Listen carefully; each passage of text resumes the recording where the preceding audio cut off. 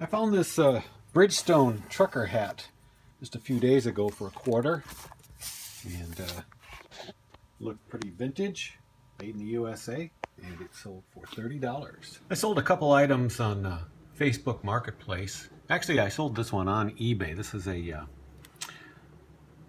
corner table. I can do this, and it is something I picked up a couple years ago, and I used it for quite a while. Definitely mid-century modern look to it. And I had a guy buy it, and he didn't pay, and then he wrote me and said that he's a musician and he's on the road in California, but he lives in Minneapolis. And on their way back, they have a gig in Sioux Falls. So he said he'd pick it up early May. Sure enough, first week in May, he calls me, and he's the drummer in a band, and we got together, and he paid me cash for it, $80. And then just recently, I was at a garage sale, and I found this Schwinn Twin tandem bicycle. Through the serial number, I found out it's a 1964. They asked some pretty big prices for these on eBay. Not so many sold, but I thought it was unique enough to make an offer of $25 on when I saw it at a garage sale, just because I know the parts off of these 60s Schwinns can be worth a lot of money. And then I decided to put it up on Craigslist, and somebody bought it for $200.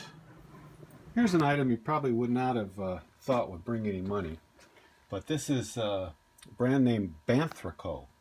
It's they make these metal car banks. This one doesn't have the key to go along with it, but even in this rough shape, something of course found in the bottom of a box lot, all roughed up, and this still sold for $80, and it's going to Switzerland. Well, I found another Genie rub at a garage sale, $5. These are very heavy-duty vibrating massagers. Requires a partner. And boy, do these do the job too. You can really bear down on between the shoulder blades with that thing. And these used to sell for over $100, but I think that was a couple years ago, the last time I got that much for one of these. But this one took about a week to sell, and I got $70 for it. I woke up this morning to a couple of questions on eBay. One was regarding shipping on this pair of Pioneer SE305 headphones that I found over the weekend. I actually found 2 pairs of these in a box along with some wireless speakers, all for $20. He wouldn't come down any, but I knew I could get some pretty good money for these headphones since they had the case, the instructions, and they're very, very clean. And these I put up for sale last week, or just a few days ago anyway. And this morning's question was, your listing says only local pickup. So I went and I checked the listing, and for some odd reason, I inadvertently put an extra 1 in one of the dimensions, which made it too long for either of the services I selected. And so it got kicked out in just local pickup. So I fixed that, and the guy bought them right away for $60. The second question I received this morning was concerning this Marantz amplifier and whether or not it smelled like smoke. I wrote him back and assured him it was odor-free, and he bought it. $1,700. This is a Marantz 44 quadraphonic with a scope. I'm going to show you on my computer what it looks like. These are pictures from my listing. The scope right here is very sought after and very rare on these Marantz amplifiers. It basically gives you a visual sound wave, and you can use it for tuning and other adjustments such as volume, balance, things like that. And I obtained this Marantz amplifier along with the Akai tape deck that I sold last week for $920 from a guy that had a cousin in the Air Force who owned all this stuff. He died, and it was all out in the Sturgis area on the west side of South Dakota. And this guy said that he needed to go get it. I waited him out. He had plenty of other people looking at this stuff or wanting to buy it.